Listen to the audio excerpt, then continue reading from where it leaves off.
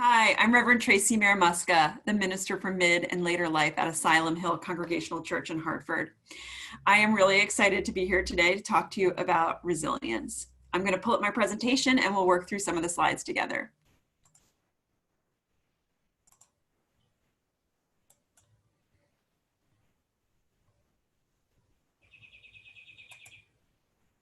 So, cultivating resilience. Why is this even important? What we're seeing is the emergence of some very relevant social trends that are taking its toll on our resilience. The first is a fear of failure. We see this more and more. Some blame it on the helicopter parenting or the snowplow parenting that has really disabled people from experiencing failure.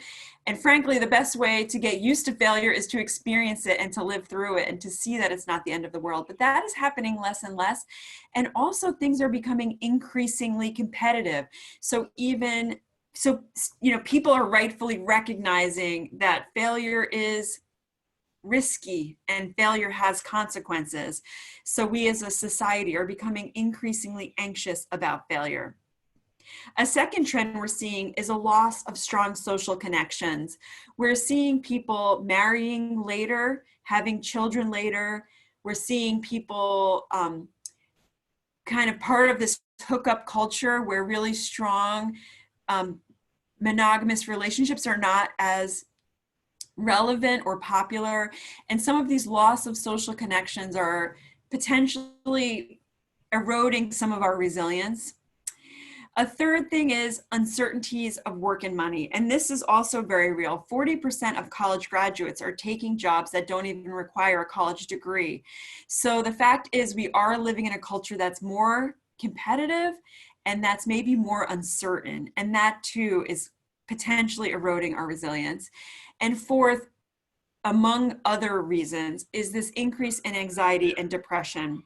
The National College Health Assessment from 2019 showed that 56% of students reported a sense of hopelessness.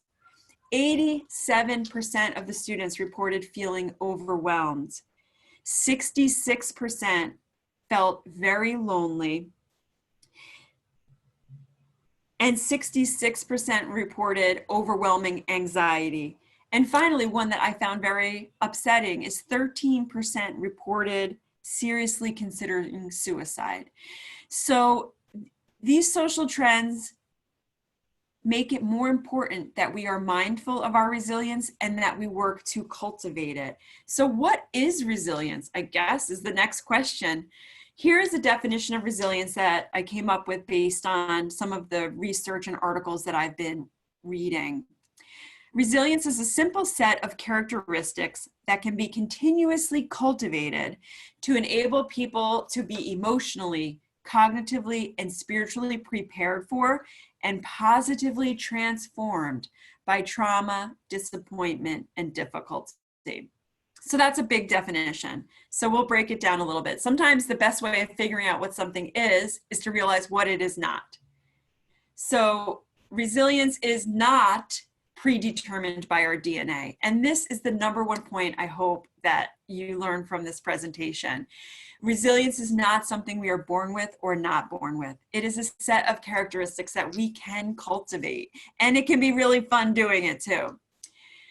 Resilience is not about fixing. Oftentimes, the difficulty or trauma we may have experienced is not something we can undo or readily fix, but resilience is learning to live within it, to overcome it, to find resources and access resources that can help us get through it. And it's not about minimizing the suffering either. I don't want us to think that we have to choose between being resilient and being grief-stricken, because you can be both. Resilience acknowledges the pain and suffering, and it helps us get through it. It helps us live into it. It helps us be transformed by it.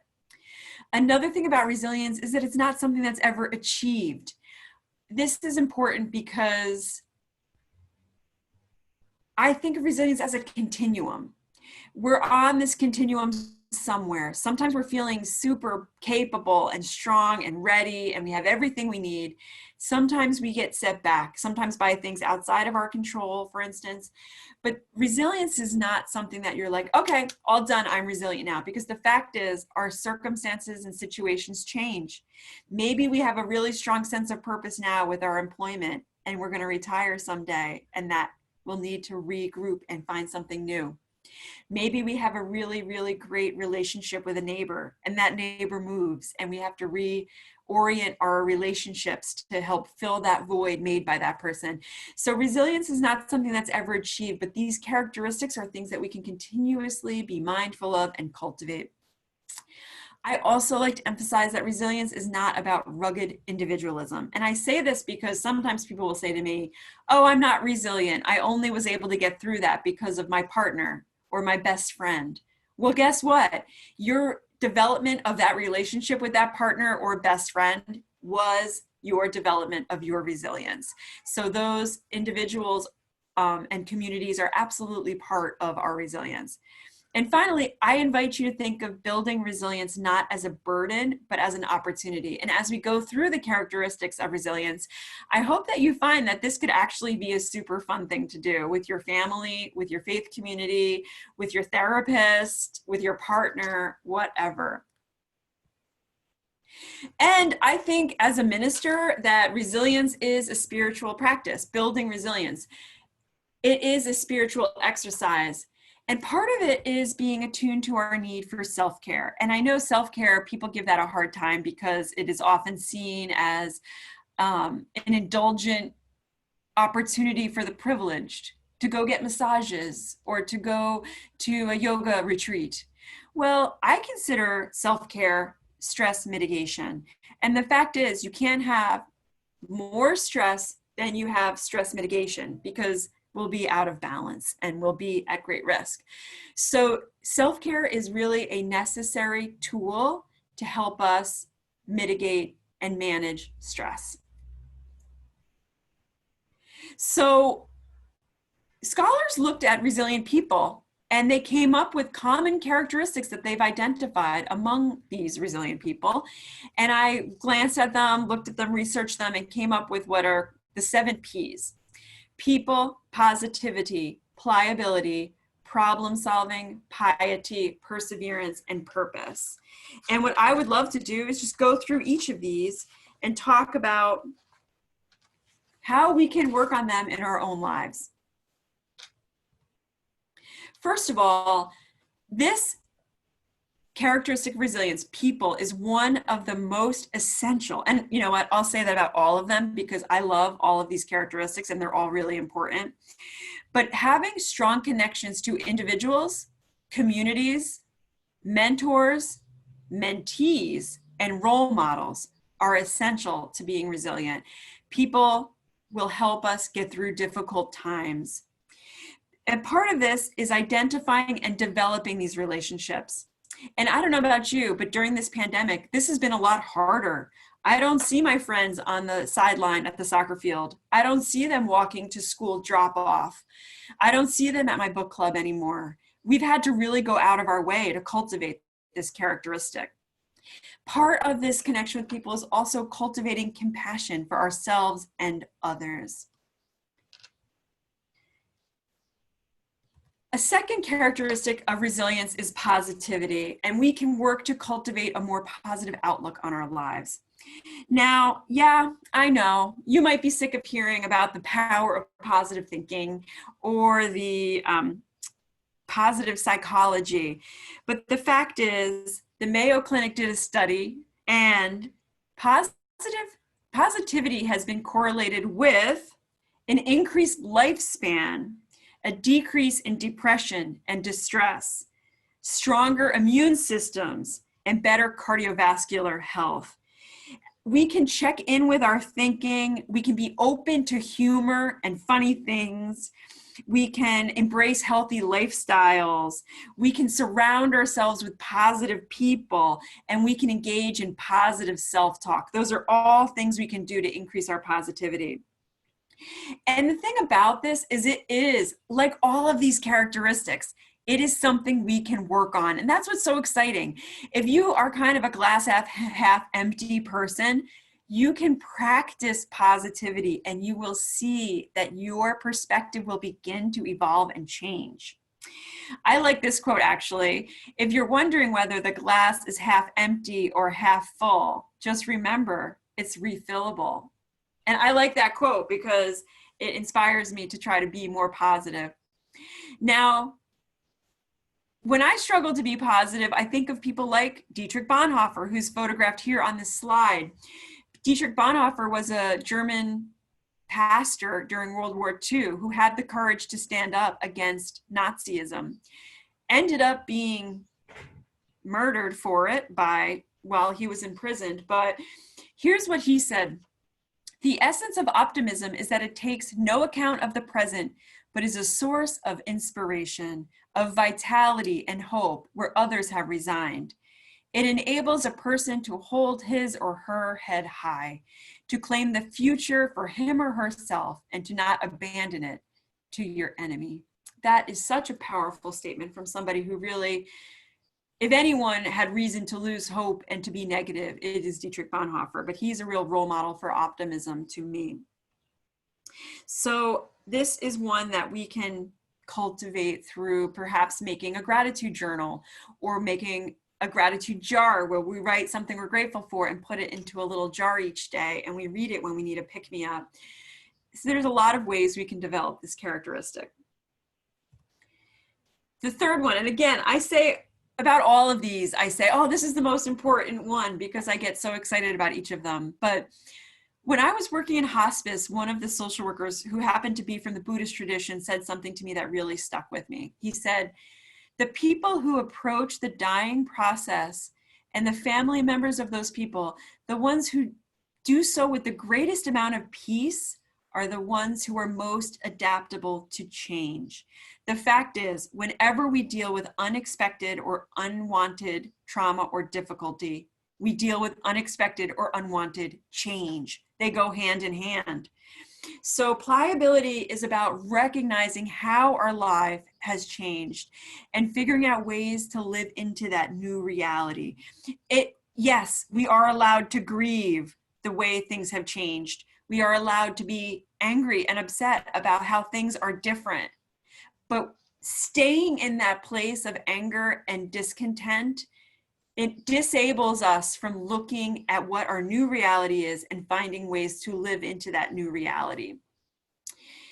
Excuse me.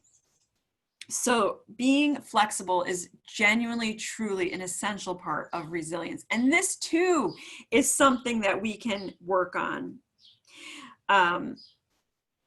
Very important. And again, maybe not come naturally to you. I know me, I hate change, but that's why that social worker's comment meant so much to me, because I really needed to hear it and I needed to recognize it. The next characteristic I'd like to mention is problem solving. And I joke because I think this is really the least sexy of the characteristics of resilience, but just as important as all the others, because the fact is, when we deal with hardship, trauma, or difficulty, we are dealing with unwanted and unexpected change, as I mentioned. And as we deal with that change, we need to use our problem-solving skills in order to live into that new reality. We need to identify our goals, define the problem, do the research, make a plan, and assess our outcomes. This is so important, and it involves differentiating the problem from the symptoms. Sometimes we spend a lot of energy thinking about symptoms when there's a root to the problem that can really use some management. And then objectively assessing our existing abilities and resources. Problem solving, again, like everything, is not something that happens in isolation. The fact is there are people who have managed things similar to what we're struggling with now. Accessing those people and those resources can be a very important key to problem solving. The next one is piety. And I joke about this one because the only reason I called it piety was because it began with P. You notice I have a P thing going on. But what it's really meant to do is capture all of the spiritual and or religious communities, beliefs, and practices that can help us get through difficult times. And the reason I'm saying all of this is because cultivating these characteristics of resilience is best done in advance of hardship or difficulty. So I invite you to take the time and energy to try to find a community of faith or a spiritual community that meets your needs now. When you're in the middle of hardship is maybe not the best time to start doing yoga or to start connecting with a spiritual or religious community. These things, if we have these practices, communities, and beliefs that we have been cultivating all along, then when hardship or difficulty come, they're right there ready for us. And another thing is seeking experiences of transcendence and meaning. And this can be done through journaling, therapy, walking a prayer walk like the labyrinth, or various other things. And again, all of these are kind of related. As we go through them, you'll see there's so much correlation between each of these. The next one is purpose. Increasing our awareness of our worth and our purpose and identifying resources to help achieve that purpose. The fact is, many people overcome hardship and difficulty because of a strong sense of purpose. Maybe the sense of purpose comes out of our hardship or trauma. I think of an amazing Hartford-based group called Mothers United Against Violence. It's a group of mothers and fathers from Hartford who have suffered loss due to gun violence, and now they are an incredibly powerful organization advocating for gun safety. Their sense of purpose grew out of their hardship. In another circumstance, I can think of where a sense of purpose pre-existed a hardship. A friend of mine sadly had a stillbirth of a child, and her sense of purpose as a mother to her existing child helped her get through that. She really focused on that sense of purpose, her being needed to be there for her other child, and that helped her withstand that incredible pain. So purpose is something, again, that we can contemplate, we can cultivate long in advance of dealing with hardship or trauma. The last one is perseverance. Ultimately, perseverance is necessary for resilience. Here's a quote from one of my favorite books called Resilience, written by Southwick and Charney.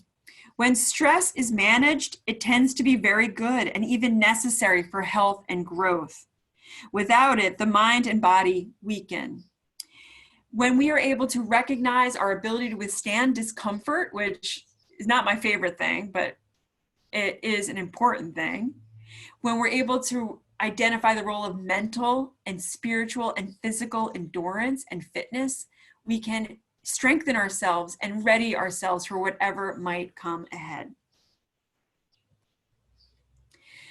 So here are the 7 P's of resilience. And what I invite people to do, and I would love for you to do at some point now or later, think about your greatest accomplishment, something you're really proud of. Then I would like you to go through each of these 7 P's of resilience and see how each of these played into that accomplishment of yours. It could be a huge accomplishment or it could be something small, but you will notice that you have a lot more of these characteristics of resilience than you might realize. And the ones that you don't have, if you would, are the ones where there are areas for growth. There are wonderful opportunities to cultivate those. So please do that. Look at your own experience. Recognize the areas that you have these amazing gifts and strengths already. Think of those people that have helped you get through things. Think of the attitude you have about getting through day to day, your belief in yourself that you can do it. Think about ways in which in the past you have adapted to change that has been very hard. Maybe professional changes, relationship changes, moving.